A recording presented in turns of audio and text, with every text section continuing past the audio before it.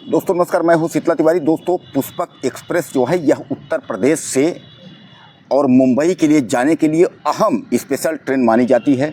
और ट्रेनों में अगर जो मुंबई जाती हैं उन ट्रेनों में इसकी गिनती होती है। कभी भी आप गूगल पर अगर कहीं आप सर्च करेंगे तो पुष्पक एक्सप्रेस का नाम जो है आ जाएगा। तो पुष्पक एक्सप्रेस जो है वह मुंबई से और लखनऊ के लिए चलती है, और लखनऊ से जो है उत्तर प्रदेश की जो राजधानी लखनऊ है, लखनऊ से जो है वो मुंबई के लिए चलती है। जौनपुर के जो है कुछ सवारी जो है कुछ जो यात्रा करने वाले हैं, रेल यात्री हैं, वह मुंबई के लिए पुष्पक एक्सप्रेस में जो है सवार होते हैं। और उसके बाद D2 कंपार्टमेंट होता है। इस कंपार्टमेंट में जो है वह लोग बैठते हैं और यात्रा करने के लिए कि मुंबई हम लोग पहुंच जाएंगे। और रोजी रोटी के तलाश में जैसे मजदूर लोग निकलते हैं, इस तरीके से पुष्पक एक्सप्रेस में कुछ लोग जो है सवार होते हैं। उसके बाद यह गाड़ी आती है। अब यह गाड़ी भुसावल पहुँचती है। भुसावल के बाद महाराष्ट्र के यानी नासिक अंतर्गत, औरंगाबाद अंतर्गत जो है इगतपुरी स्टेशन पे यह गाड़ी आकर के खड़ी हो जाती है। और इगतपुरी जब स्टेशन पे खड़ी हो जाती है तो जो यात्री रहते हैं अपना शयनयान वाले, वातानुकूलित वाले या जनरल कंपार्टमेंट वाले, सब अपना उतर के जो है खाने पीने की चीज़ अपना जो है लेने लगते हैं। कारण ये है कि उसके बाद का स्टेशन जो है वो कसारा है, और कसारा के बाद फिर जो है अगला स्टेशन कल्याण है। तो कहने का तात्पर्य यह है कि यह लोग सब अपना जो है उतर गए सवारी, कोई खाने की चीज़ ले रहा है, कोई पीने की चीज़ ले रहा है, अपना जो है तमाम पेप्सी और थम्स अप, कोको कोला, जिसका जो पसंद है रेल यात्री अपना अपना सामान लेते हैं। और कुछ लोग अपना जो है पानी की व्यवस्था कर लेते हैं, बाटलों में पानी भर लेते हैं, और पानी भरने के बाद जो है वापस ट्रेन में बैठ जाते हैं। अब उसी ट्रेन में जो है D2 कंपार्टमेंट में यानी डिब्बे में 8 लोग एकदम जनरल, उसके बाद वो अपना सूटकेस जो है अपना ले करके और जनरल उस गाड़ी में जो है घुस जाते हैं। सब सवारियों की तरह लगा कि यह भी जो है जनरल लोग ही हैं, कोई बात नहीं है। उसके बाद गाड़ी वहाँ से जो है वह चल देती है। गाड़ी जब वहाँ से चल देती है तो धीरे धीरे जो 8 लोग उस पर चढ़े थे इगतपुरी स्टेशन से, वह लोग धीरे धीरे अपना रूप बदलना शुरू कर देते हैं। रूप बदलने का मतलब ये है कि वह 8 लोग जो है वह जनरल कोई रेलवे का पैसेंजर रेल यात्री नहीं थे, बल्कि वह कुख्यात बदमाश थे। और वह धीरे धीरे जो है अपना रूप बदलना वह लोगों ने शुरू कर दिया। और रूप बदलने का मतलब यह है कोई अपना जो है असलहा निकालने लगा, कोई चाकू निकालने लगा, कोई इस तरीके से जो है तमाम असलहे वह जो है 8 बदमाश जो है अपना निकालने लगे। और वह बदमाश उस डिब्बे के एक ओर से और एक ओर तक जो है वो छा गए, यानी एक बदमाश एक तरफ और एक बदमाश एक तरफ। दोस्तों जब ट्रेन जहाँ से चलती है उसके बाद ट्रेन में भीड़ ज़्यादा होती है, लेकिन जैसे जैसे मंजिल ट्रेन की अगर नज़दीक पहुँचती है तो यात्री जो है वो उतरते जाते हैं। उस कंपार्टमेंट D2 कंपार्टमेंट में केवल ज़्यादा से ज़्यादा 17 से 18 सवारी यानी जो है लोग थे, जो रेल यात्री जो ट्रेन में यात्रा कर रहे थे। तो 17 से 18 लोग थे, बाकी कोई नहीं थे।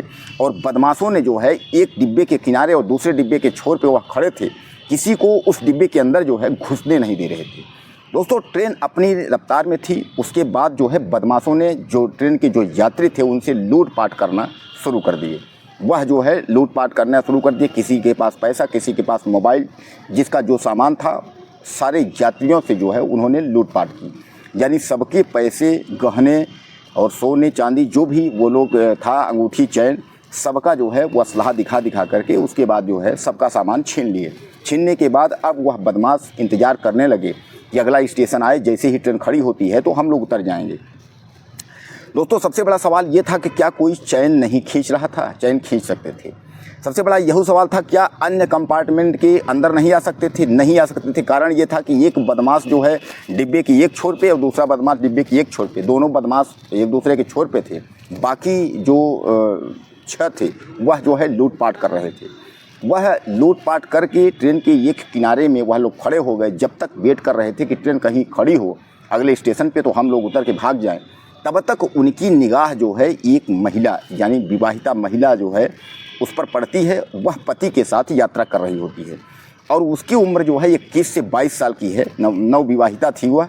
उसके बाद तो एक बदमाश वहाँ पहुँचता है, उसके बाद जो है छेड़खानी करने लगता है। उसका पति जो है उसका विरोध करता है, और विरोध करता है तो उसके बाद उसकी पिटाई कर देते हैं। जबकि और पैसेंजर जो है भी बोलने की कोशिश करते हैं, उसकी भी पिटाई कर देते हैं। उसके बाद दोस्तों सबसे नर्क की बात यह है कि उस विवाहिता के साथ जितने भी बदमाश थे वह बारी बारी से उसके साथ दुराचार किए। यानी उस औरत के साथ जो है महिला के साथ बारी बारी जो है बलात्कार किए। अब बलात्कार की घटना इतनी दर्दनाक थी कि उस डिब्बे में ना तो चीख पुकार हो सकती थी, ना तो कोई बोल सकता था। अब आप यह भी कहेंगे कि क्या ट्रेन यात्री जो है चैन नहीं खींच सकते थे, ट्रेन यात्री बोल नहीं पाते थे? यानी कोई भी अगर बोलने को तैयार होता था तो वह बदमाश लोग उसकी पिटाई कर देते थे। इतना तक कि उसके पति को इतना पीट दिया था कि वह जो है बेसुध हो गया और उसके पति के सामने ही उसको जो है बारी बारी से उन लोगों ने, बदमाशों ने जो है उसके साथ रेप किया। यानी इतनी दर्दनाक घटना। उसके बाद सब यात्री जो है डरे सहमे थे। उन लोगों ने यह भी कहा कि यात्रियों को कि अगर किसी ने इसके बारे में कहीं कुछ आवाज़ लगाने की कोशिश की या अगला स्टेशन आ रहा है अगर वहाँ गाड़ी खड़ी होती है, किसी ने चिल्लाने की कोशिश की, तो सोच लीजिए कि उसके बाद उसका अंजाम क्या होगा। रेल यात्री जो है दोस्तों डरे हुए थे। वह जो है अगला स्टेशन जो है, ट्रेन अपनी रफ्तार में चलती रहती है, इधर लुटते रहते हैं, महिला का रेप होता रहता है। जब सारी कहानी ख़त्म हो जाती है तो वह बदमाश खड़े होकर के इंतज़ार करने लगते हैं। इतने में जो है कसारा स्टेशन आता है। कसारा स्टेशन पर ट्रेन जो है रुक जाती है। उसमें से एक जो ट्रेन यात्री है उसने दिमाग लगाया कि कुछ न कुछ करें, अगर ऐसा कुछ हो कि ये बदमाश जो है पकड़े जाएं। तो आप जानते हैं, सामान्य बात है कि ट्रेन स्टेशन जब रुकती है तो जीआरपी के जो लोग होते हैं, जो रेलवे पुलिस वो डिब्बे को झांकते हुए जो है घूमते रहते हैं, देखते देखते जाते रहते हैं। इतने में जैसे जीआरपी का एक आदमी उसको देखा, उसने जो है इशारा किया, वह वहाँ पहुँचता है तो बोलता है, सर मेरी जान जो है बचा लीजिए, हम लोग बहुत सख्ते में हैं, हम लोग लुट चुके हैं, महिला के साथ जो है रेप हो। मतलब सारी कहानी उसने 1 सेकंड के अंदर जो है बताया।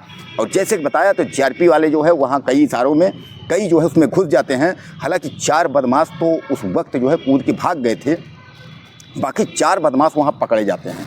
और पकड़े जाने पर उसके बाद जो है यह मुकदमा जो है कल्याण थाने में, यानी कल्याण जीआरपी वहाँ दर्ज होता है। उसके बाद उन 4 बदमाश के अलावा जो और बदमाश थे उनकी तलाश की गई और उन चारों को भी पकड़ा गया। हालांकि सबसे पहले जो है पति पत्नी जो थे, महिला जो बेसुध जिसके साथ ज़्यादा वो हुआ था, रेप हुआ था, 8 बदमाशों ने किया था, उसको हॉस्पिटल पहुँचाया गया, यानी पति पत्नी का इलाज के लिए। और उसके बाद दोस्तों यह पूरी लूट की अगर हम बात करें तो पूरी लूट जो है वह 98,000 यानी कुल मिलाकर 1 लाख के करीब जो है यह लूट हुई थी। और सोने चांदी गहने जो लूटे हुए थे वह बदमाश जो है, हालांकि उतना पैसा नहीं बरामद हुआ लेकिन कुछ पैसा बरामद हुआ। और उसके बाद पुलिस जो है रेड जारी करके, यानी पुलिस जो है टाइटनेस मामला इसको ले करके कि इनको तत्काल जो है इनको पकड़ा जाए और ये कहाँ भाग के जाएंगे, पुलिस जो है इस कोशिश में हो गई। और हालांकि 8 बदमाश पकड़े गए। 8 बदमाशों के ऊपर कार्रवाई होते हुए हालांकि उनको फांसी तो नहीं हो पाई, लेकिन यह है कि उनको जो है जेल में अभी वो है, उनकी जमानत नहीं हो पाई। और यह कहा जा रहा है कि 8 बदमाश जो है महाराष्ट्र एरिया के ही रहने वाले हैं और लोकल कसारा से लेकर के और इगतपुरी के आसपास के ही बदमाश जो है लोकल हैं। तो उनको यह लगा नहीं था कि हम पकड़े जाएंगे, क्योंकि जो है वो समझते थे कि ट्रेन यात्री जो है इतने डरपोक होते हैं, बाहर से आ रहे हैं यात्रा करने में, तो वो तो कभी बताएंगे नहीं, चिल्लाएंगे नहीं, इस तरीके से। लेकिन दोस्तों एक चीज़ मैं आपको यह कहना चाहूँगा, इस जो है सच्ची घटना के तहत, हालांकि यह घटना जो है मैं आपको बता दूं 21 तारीख 2022 की है, यानी कहने का तात्पर्य जो है 3 साल इस घटने को हो गए, 3-4 साल। लेकिन यह घटना एक सबक आपको देती है कि कभी भी इस तरीके की अगर आपके सामने समस्या आती है या अगर आप मुसीबत में फंसते हैं तो एक बार प्रयास आप ज़रूर करें। आप यहाँ भी सोच सकते हैं कि अगर जीआरपी वाला न सुना होता तो उस यात्री के साथ क्या होता, वह बदमाश जो थे क्या उसको जिंदा छोड़ देते। लेकिन आप यह भी देख लीजिए कि उसके छोटे से प्रयास से जो है सब लोग जो है सुरक्षित हो गए। इसके बाद हो सकता है कि वह उतर के चले जाते या कुछ और होता। तो कहने का तात्पर्य ये है कि एक प्रयास जो है ज़रूर करना चाहिए, कोशिश करना चाहिए, लेकिन सतर्क रहें, सुरक्षित रहें, अपना ख्याल रखें और सतर्क सुरक्षित रहते हुए, ख्याल रखते हुए आप जो है प्रयास करें। और एक प्रयास से जो है लोगों की जान आप बचा भी सकते हैं, अपनी जान भी आप जो है जोखिम में अगर पड़ी है तो आप बचा सकते हैं। दोस्तों आपको क्या लगता है इस सच्ची घटना महाराष्ट्र के इगतपुरी से कसारा स्टेशन के बीच में जो हुई है, तो इसके बारे में आपकी क्या राय है? मुझे ज़्यादा से ज़्यादा आप जो है मैसेज करिएगा और चैनल को सब्सक्राइब करना ना भूलें। अगली वीडियो में फिर मिलते हैं। नमस्कार।